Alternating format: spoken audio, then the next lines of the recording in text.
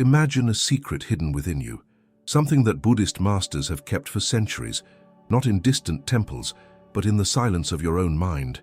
What if I told you that today you can walk through a portal that requires nothing more than a breath? It's not about learning more. It's about letting go of everything you think you are. Stay with me, because these hidden principles are not just ideas, they are keys, and the door is closer than you think. Generations of wise men guarding these secrets, passing them on like a sacred fire. Today, that flame is in your palm, ready to light your path. If you feel the call, sign up now and discover what was hidden just for you. Principio 1, the gate of emptiness. There is a place beyond shapes, beyond names, beyond everything you believe yourself to be. A silent, untouched space where time does not touch and the ego does not enter. This place is not in a hidden temple in the Himalayas, nor at the end of a long and complex spiritual journey. He's closer than you think, inside you, waiting for you to look at him with new eyes. The ancient masters called this place the void, but not emptiness as absence, emptiness as absolute potential, and the entrance to it is the void portal. Contrary to what we have been conditioned to fear, emptiness is not the end, it is the beginning. When everything that is false in you begins to dissolve, what remains is not nothing, but everything. But this doesn't all scream. He doesn't impose himself. It reveals itself when you are willing to let go of the need for control, the desire for certainty, the obsession with identity. The void portal does not open with force. He surrenders to silence. It reveals itself when you stop running, when you just stop. Imagine a completely dark room. You light a candle. Suddenly you see dust in the air, blurred corners, shadows dancing on the walls. What seemed empty turns out to be full, not with things, but with possibilities. This is the inner experience of those who cross the void portal.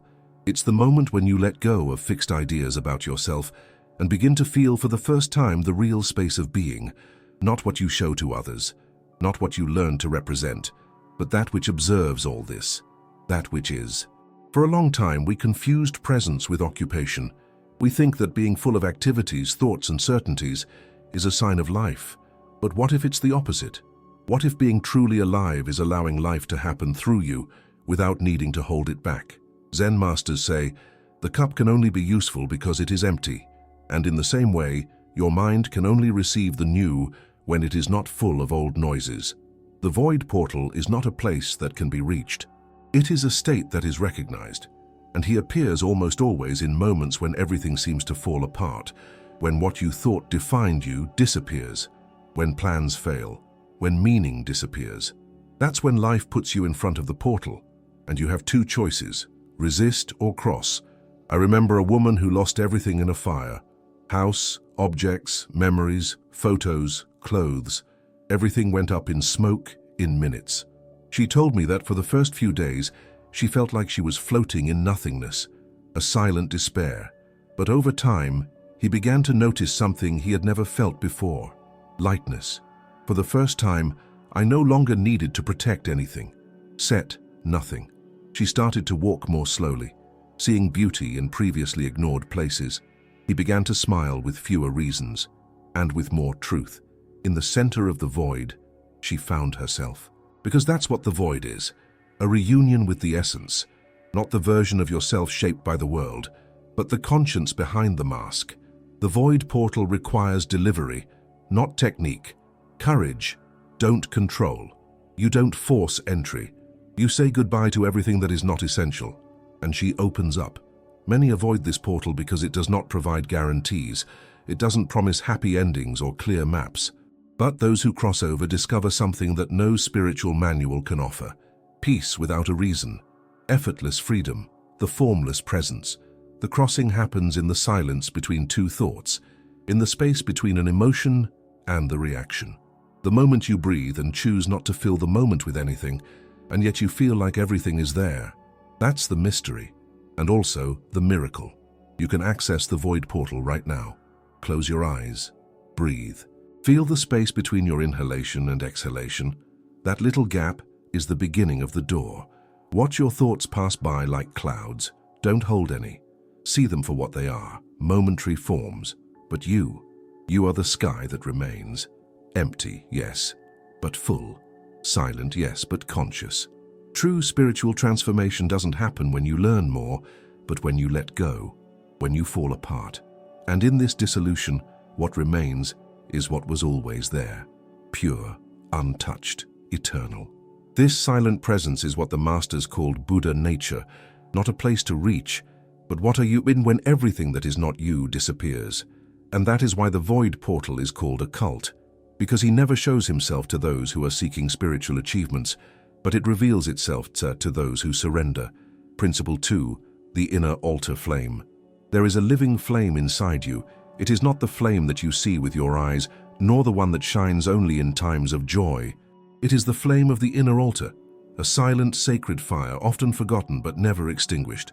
This flame represents your purest consciousness, his living presence, his profound lucidity. It is the point of contact between what is human and what is eternal. When you disconnect from that flame, life loses heat. You function, but you don't feel.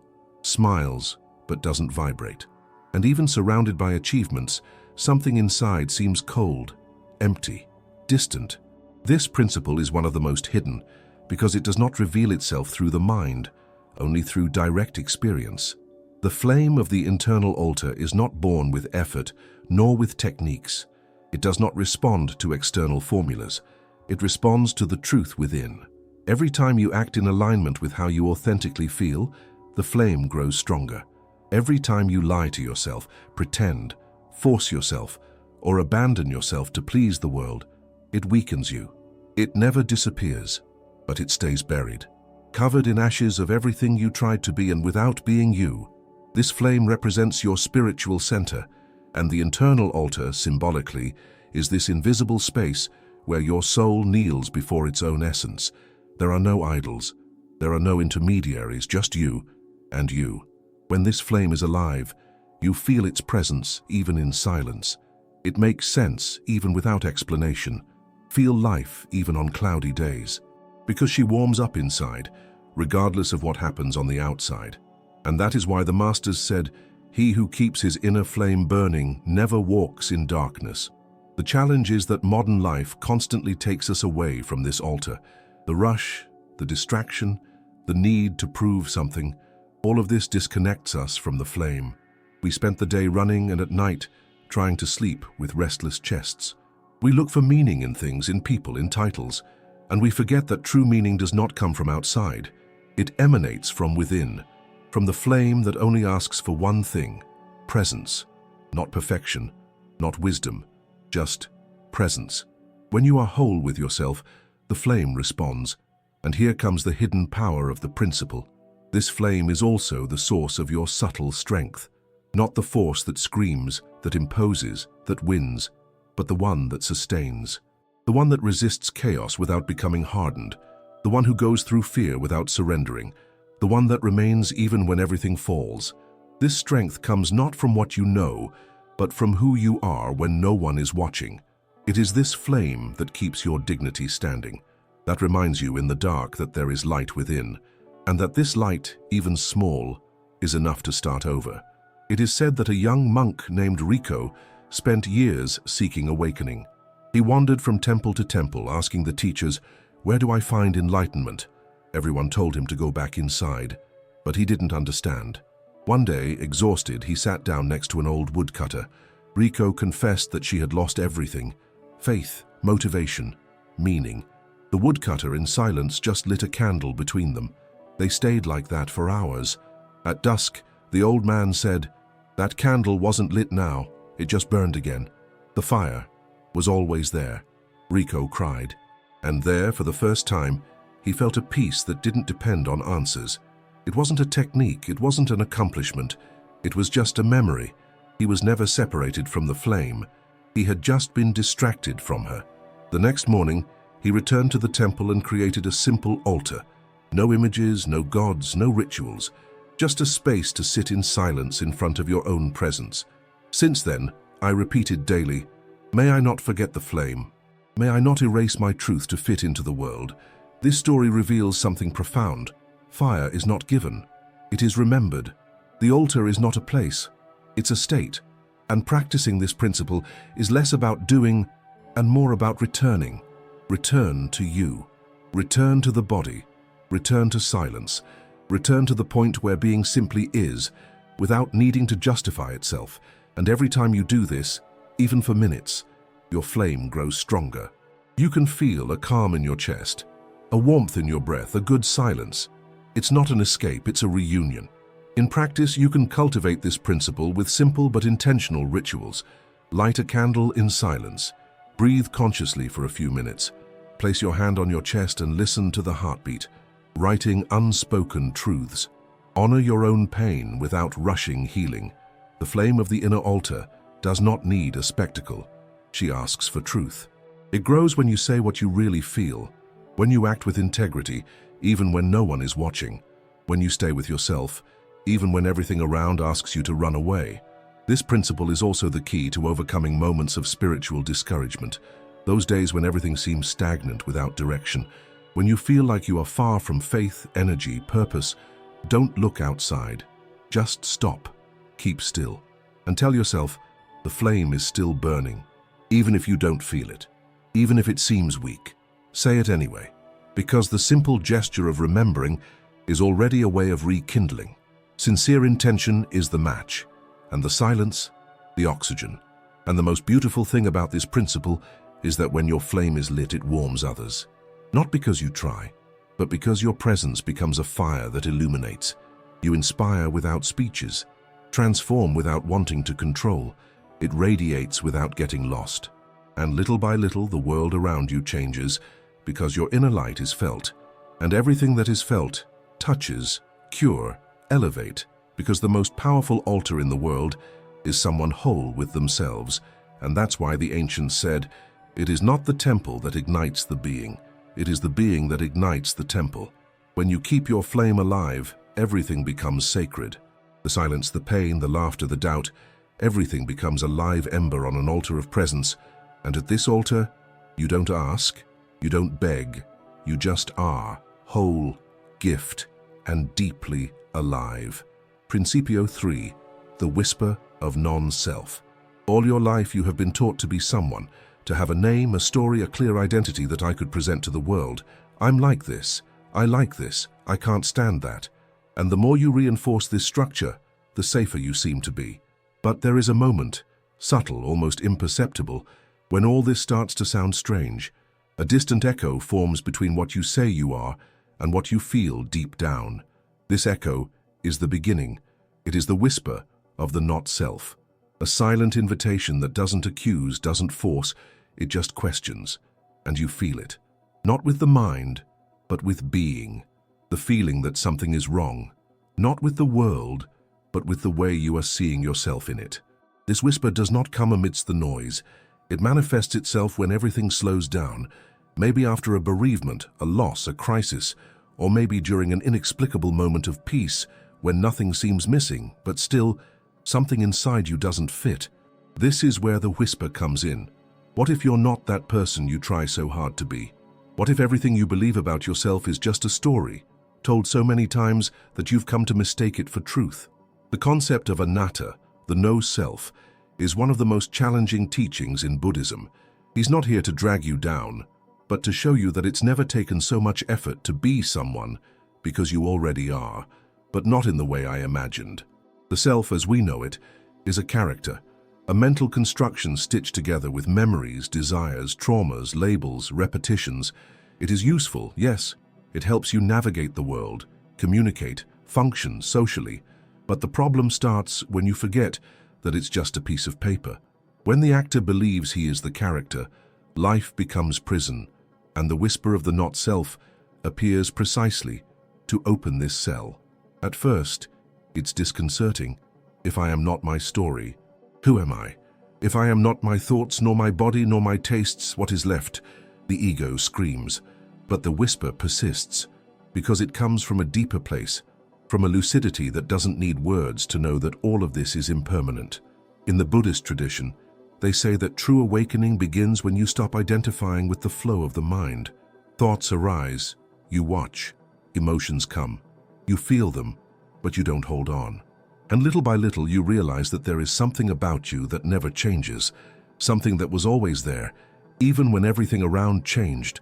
This is the breaking point, when you realize that you are not the content of consciousness, but consciousness itself.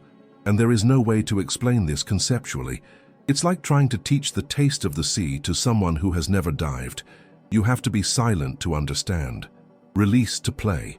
This understanding does not happen all at once. It is like a thin crack that opens in the structure of the self. At first you feel afraid. It's natural. The self is a fortress built over decades. Even when he suffocates you, he seems safe. But the whisper continues, "You're not that, you never were."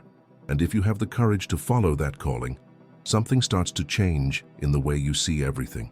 You realize that praise no longer inflates you, and criticism doesn't sink you either, because they are no longer talking to their center, they are just touching the edges.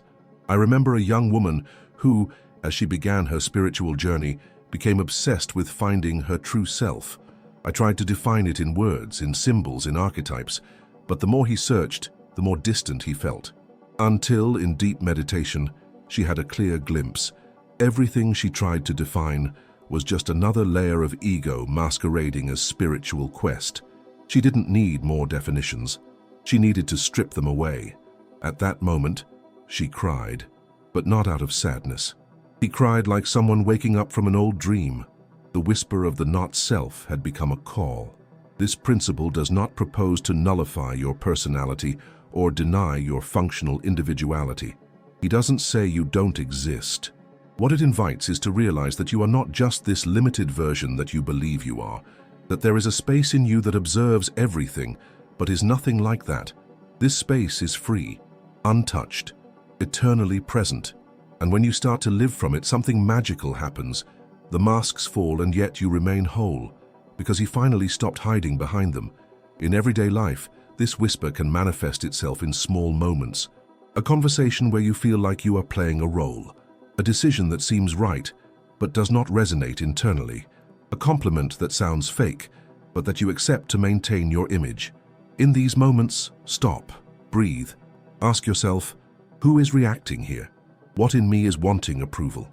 These questions are not for the ego to answer. They are invitations for consciousness to emerge. And every time you hear the whisper, even briefly, a layer peels away. The masters said, if you can observe something in yourself, then you are not that. It seems simple, but this is one of the most liberating teachings. You can observe your fears, so you are not them. You can observe your desires, then they don't define you either. You can even look at your sense of self and the self you think you are. And if you can observe this I, who are you then? The mind does not know how to respond, and that's when the whisper turns into silence. This silence is not empty. It is fullness, it is pure presence. When you stop clinging to the self, you don't become a zombie without an identity. On the contrary, life starts to flow more authentically. You no longer need to please, prove, convince. You just are. And it is in this state that true love is born. The love that requires no form, name, or promise. Because only those who recognize themselves as consciousness can truly love. Without attachment, without demands, without ego. The practice of no-self requires vigilance, not because it's difficult, but because it's subtle. The ego is a master of disguise. He dresses in spirituality, compassion, even humility. Therefore, the whisper needs to be heard with an awakened heart. And this awakening does not happen in the noise of conquest, but in the silence of surrender. You don't need to fight your ego. You just need to stop feeding it. And each time you do this, the light behind the shapes becomes brighter. Even in the midst of chaos, the whisper continues. He does not demand that you give up everything, nor that you retreat to a monastery. He only asks for one thing, presence. Enough presence to understand when he is acting, and when he is being, when it's repeating and when it's living. And little by little, life takes on a different texture, lighter, more alive, less mine, more real. And it is in that space where you no longer try to be, that you finally are. You begin to realize that great transformations are not accompanied by fireworks, but by silences that settle in, of insights that don't scream. They just flow between one thought and another, like water that finds its way between stones. The whisper of the not-self begins to guide your actions in an almost invisible way. You respond more lightly, observe more patiently, let go more naturally. And without knowing how, you start to feel less heavy, less concerned about being right, less eager to be someone, because you begin to intuit that what you are was never in dispute. It was never in play. It was never threatened. This principle is not popular because it does not feed spiritual vanity. It doesn't promise that you will become a better version of yourself. On the contrary, it will strip you of all versions. It will take away the ornaments you wore to feel enough. And when there's nothing left, you'll smile. Not that displayed forced smile molded to fit in a selfie, but an internal smile which comes from stillness, a smile of someone who no longer needs to prove anything, because you finally understood that freedom does not come from finding the ideal self, but from realizing that there was never really a fixed self to be found. You begin to accept that it is a flow. That changes, yes. That today you feel something, tomorrow maybe not. Today you understand something, tomorrow you question it. And that's okay, because what remains is the consciousness that witnesses this dance. The not-self is not a denial of your humanity, it is a liberation from your rigidity. When you accept that you are not a fixed identity, you begin to relate to others with more empathy, because he understands that the other is also under construction. It is also under deconstruction. You are also trying to remember that you are more than what you have learned to be. This principle, when truly lived, profoundly transforms the way you react to suffering. You stop asking, "Why is this happening to me?" and begins to ask, "What inside me is resisting what is?" Pain stops being an attack on your identity and becomes an opportunity to look at where there is still attachment. You begin to see crises as doors, conflicts as mirrors, ends as thresholds, and in that space of surrender, something blooms: clarity. A clarity that does not come from the mind, but from the being. It is said that the Buddha, upon achieving awakening, did not declare that he had found a new truth. He only realized the illusion that had shattered. This is the essence of no self. It is not about accumulating wisdom. It is about dissolving illusions. What remains after everything is gone is what was always there. This is the hidden treasure. And as paradoxical as it may seem, it can only be accessed when you stop looking. Because the search is of the ego, presence is of consciousness. Principle 4. The mirrorless gaze. We live surrounded by mirrors, but we still cannot see ourselves. The modern world is a great house of reflections, where each returned look carries an expectation, a form, a judgment. We look to others and look for clues about who we should be. We look at ourselves through their eyes, and little by little we adjust. We smile differently. We dress appropriately. We say what we don't feel, and we call that identity. But deep down, something is missing. Looking without a mirror is the principle that reveals. The truth is not in the reflection. She is before him, from behind, within. When there is no mirror, there is no way to fix the image. There is no way to correct the face, rehearse the smile, choose the angle. There is no external reference and only the internal sensation. And that's where the discomfort begins, and the liberation. Because the reflection is safe, it tells us what we are, even if it's a lie. But when the mirror disappears, all that's left is the question, who am I without anyone watching? And it is in this question that the soul awakens. Because for once, she doesn't have to look like anything. It just needs to be. Looking without a mirror is a call to naked self-knowledge. No spiritual makeup, no idealizations.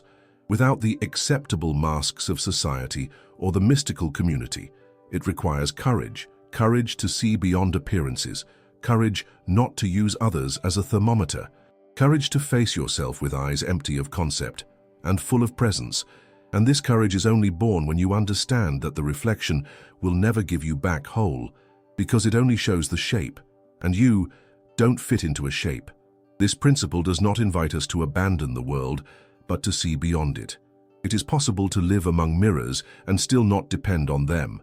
It is possible to listen to opinions without being shaped by them.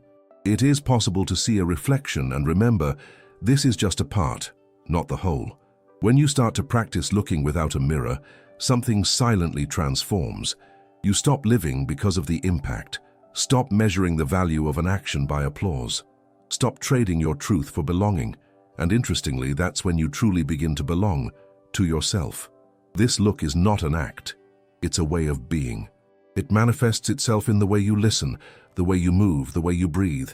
He says, I don't need to see myself to know that I exist. He trusts the invisible, and in that invisible he finds something more real than any image. Presence. Presence is not seen, it is felt. And those who see themselves from the inside no longer need the external showcase. Live with dignity, even in anonymity. With completeness, even in silence. Bright, even without a spotlight. I remember a master who lived 20 years in seclusion. When asked what he learned in silence, he replied, I learned to see myself even without a mirror. He said that at first he felt scared. I felt like I was losing control over how I would be perceived. But over time, he found something even more precious, the freedom to not depend on any image. And this freedom, he said, is the basis of true self-love. A love that doesn't need to prove itself. It only holds up because it's real. Looking without a mirror also heals, because when you stop seeing yourself through other people's eyes, you stop comparing yourself, stop judging yourself with the ruler of other people's perfection, stop punishing yourself for not fitting into molds that were never yours. And instead of judgment, welcome comes in. You begin to accept your imperfections as part of the process. Start honoring your path without being ashamed of it. You begin to see yourself as a whole, even when the world only sees pieces.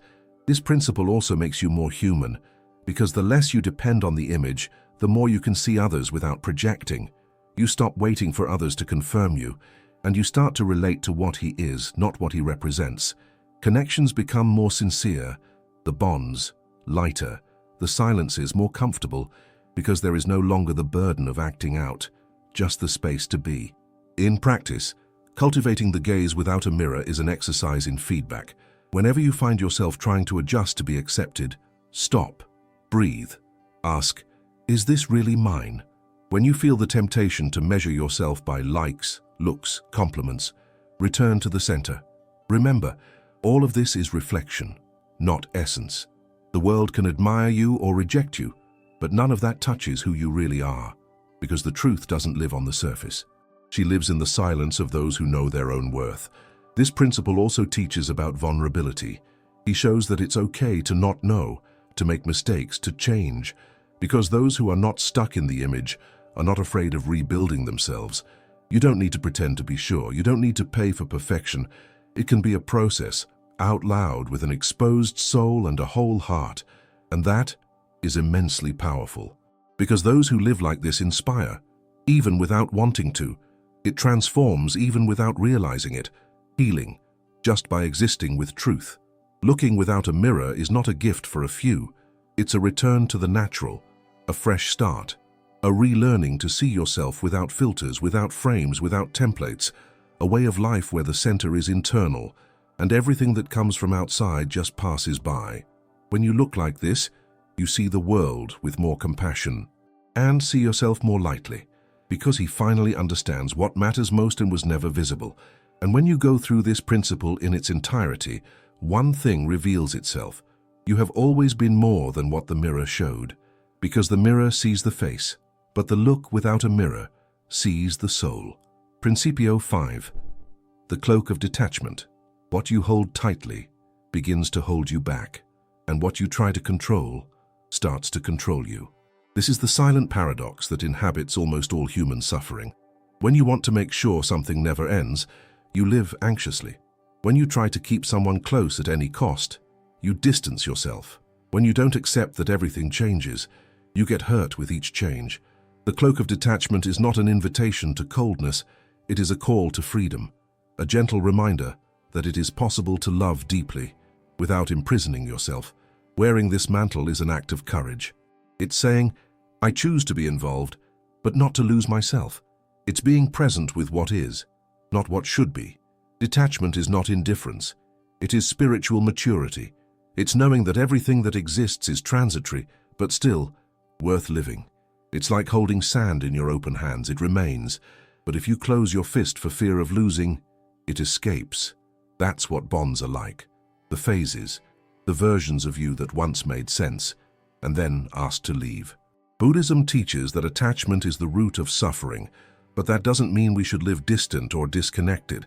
It just means that we need to let go of the desire to control impermanence. The cloak of detachment is invisible, but it can be felt.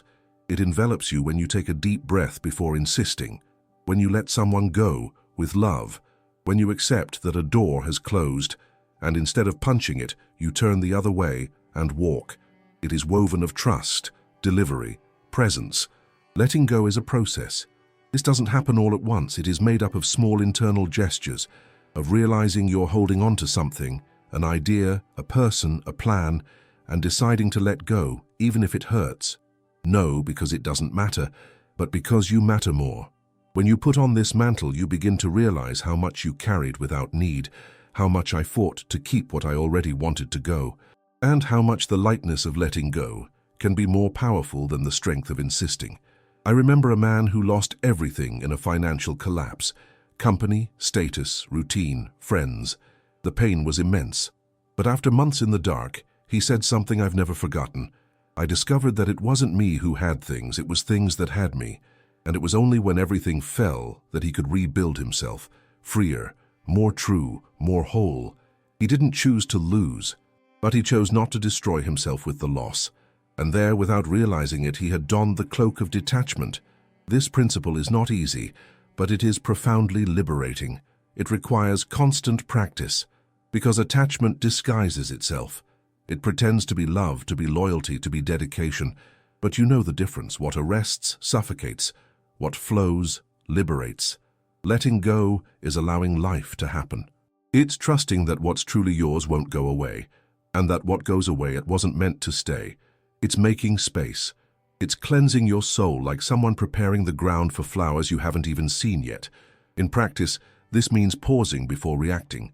Notice the impulse to hold back and ask, does this come from love or fear? It means accepting that you have no control over the feelings of others, over the cycles of life, over time. It means dancing with impermanence rather than fighting against it. And when this dance becomes natural, you begin to feel peace where there was once despair. You feel confidence where there was anxiety before. Feel love where there used to be attachment. The cloak of detachment also protects, not as a barrier but as a membrane of lucidity. He reminds you gently that everything you experience now will pass. The pain, the joy, the fear, the enchantment. Nothing is fixed. Nothing is guaranteed. And when you realize this, you start to value it more, because you know you are unique, which is now, which is sacred, precisely because it is fleeting. Sunsets don't last, and that's why they're so beautiful. The same goes for everything that is real. This principle also transforms your relationships, because when you love with detachment, you love with freedom. You don't arrest, you don't charge, you don't demand. You care, but you don't control. You're together, but you don't cancel each other out. And this creates a space where the other can also be whole, and where love can breathe. Because only what is light can grow with deep roots. Only what is free remains by choice and not by fear. Wearing this mantle is an act of self-compassion. It's understanding that you deserve to live without dragging chains, that you have the right to let go of what no longer fits, that you don't need to define yourself by what you lost. The cloak of detachment doesn't erase your history. It just stops it from suffocating you.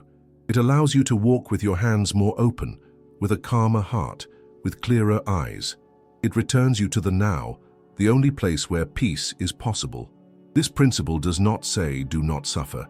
He says, don't get caught up in suffering. It doesn't deny pain, but it doesn't transform it into identity. It doesn't turn loss into prison, nor the end in failure. He says everything passes, and that is a blessing. When you live with this mantle, even the voids gain meaning, because you learn to fill them with presence, not with haste. And in the end, the mantle of detachment teaches you the great art of living. Letting come what comes, letting go what goes, and honoring everything that has passed, because nothing was in vain. Each cycle fulfilled its role. Each person left something in you. And now, with free hands and a light soul, you can continue, because what is true is never lost, and what was lost freed you. Principio 6.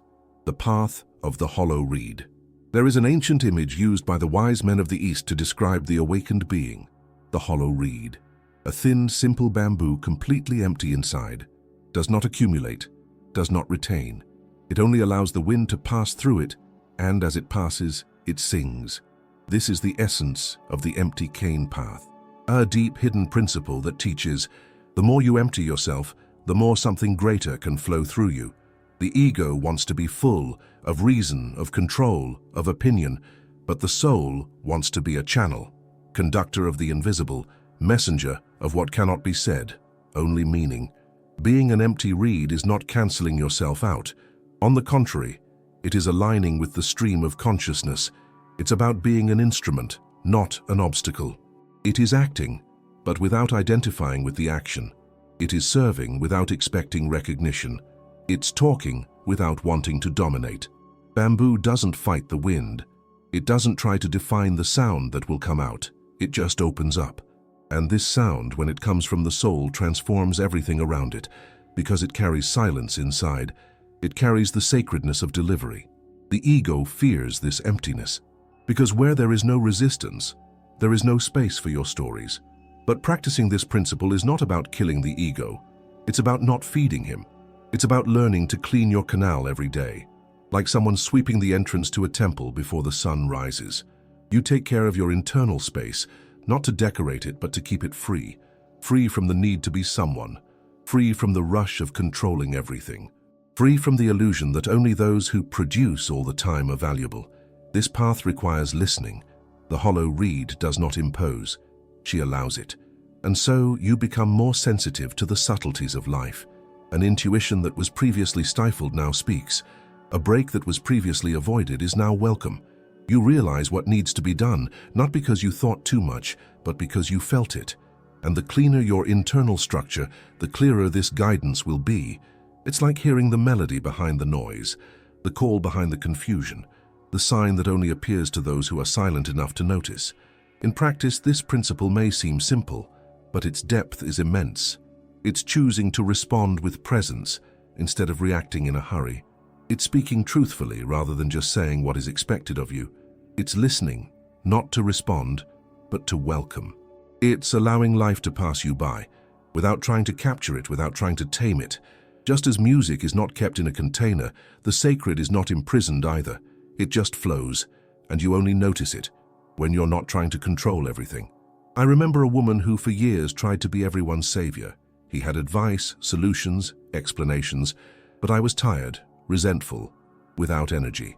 One day on a retreat, he heard this teaching for the first time. You don't need to carry it, just let it flow.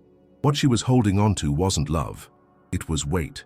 And by letting go, by emptying herself of expectations, she found a new space, a good silence, a fertile void. And for the first time, he felt like he was just a channel, and that was more than enough. The path of the empty reed also teaches us about humility. You don't have to be the creator of the light, just be the window through which it enters. And this humility does not diminish you, makes you bigger, because it is in this state of emptiness that great gestures happen. Not the theatrical gestures, but the silent ones. A look that comforts, a word that heals, a gesture that relieves.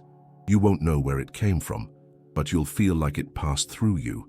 And it only passed because you let it. The reed does not choose the wind. It does not decide when it will be crossed. It's just available. So is the practitioner of this principle. Do not become passive, but receptive. Active, yes, but not invasive. And with that, you begin to live in sync with life. Notice the signs, respect the cycles, act at the right time. And when you act, everything flows, because there is no resistance. There is no ego saying, it has to be my way. There is delivery. There is trust.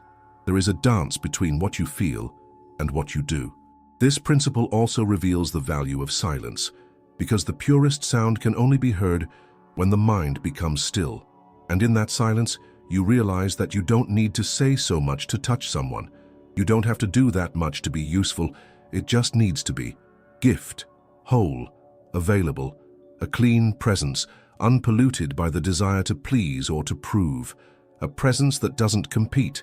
It just offers, like reeds, simple, light, empty, but full of power. Being that channel also means letting go of what has already passed, because what clogs the reed is the waste that you refuse to release. Old pains, sorrows, expectations, regrets. All of this blocks the flow. And when the flow is blocked, the soul becomes sick. You feel tired for no reason, loses the shine in your eyes, disconnect from intuition. Therefore, cleaning the canal is a ritual, an act of love, a reminder that you're not here to carry the world, you're here to dance with it. And in the end, the empty cane path returns you to the purest state of existence, the presence that allows. That doesn't force, that doesn't stop it. That feels, welcomes, releases, and follows. There is no final achievement here. There is no spiritual diploma. There is only the soft sound of the wind crossing the void and leaving music wherever it goes. And if you can be that space, you are already living the most hidden wisdom of all. Principio 7, the breath between lifetimes. In all ancient spiritual traditions, there is a common belief. Life does not begin at birth, nor does it end at death. There's something that cuts through, a subtle consciousness, invisible to the eye, but eternal in time. Buddhists call this karmic continuity, the journey of the mind beyond the body. But between one life and another, there is a pause, a cosmic silence, a breath. And it is in this breath that the mystery of the breath between lives lives. A principle as subtle as it is essential. He doesn't talk about dying, talk about remembering. Remember who you were before you forget. This pause between incarnations is like the space between inhalation and exhalation, an almost imperceptible interval, but where everything is decided. This is where karma is reorganized, that the next story begins to be outlined, that choices not made align to return as future experiences. But this breath is not just a phenomenon between physical lives. It also happens in the middle of life, when something ends, a relationship, a phase, an identity, and you still don't know what comes next. This is the same space, the same silent breath between the old and the new. Most people are afraid of this space because it feels empty, uncertain, loose, but the masters revere him. They call it the bardo, the space between worlds, the field where awakening is possible, where you can for a second remember that it is not this passing form, but consciousness itself, traveling through forms. The breath between lives is the reminder that you are not the story you live. It's the author behind it, what you observe, what you choose, what continues, even when everything seems to be over. This principle invites you to enter this space consciously, realizing the moments in life when something ended, and instead of despairing for the next chapter, breathe, honor the void, listen to the silence, because it is there that subtle instructions appear. It is in him that your deepest being speaks, and he doesn't scream. He whispers, tenderly, with precision, with ancestral wisdom. You are not lost. It's just between lives, between versions, between destinations, between who you were and who you are about to become. I remember a monk who said, every time something dies inside you, don't rush to fill it. Just breathe. Wait. The next you is already coming. He said that after 40 years of practice, the most powerful moment he experienced was precisely when he thought everything was over. Your faith, your motivation, your joy. But instead of running away, he breathed. And something new was born, something deeper, more true, because he didn't try to reinvent himself by force. He allowed the next inner life to emerge alone. This principle is also a reminder that there is wisdom stored within you that was not learned in this life. Has it ever happened that you feel an immediate affinity with something you've never studied, or visiting an unknown place and feeling like you've already been there, or having dreams so vivid they seemed like memories? Breath between lives opens this portal. It doesn't need to be explained, just meaning. It connects you with an invisible thread that unites all your versions. And the more you listen, the more whole you become. In practice, this principle can be lived every time you feel like you are in limbo, when something is over and the new one hasn't arrived yet. Instead of looking for distractions, immerse yourself. Sit in silence. Breathe with intention. Allow this space to show you what needs to die and what is wanting to be born. Write, meditate, walk in silence. Listen to music that takes you inside.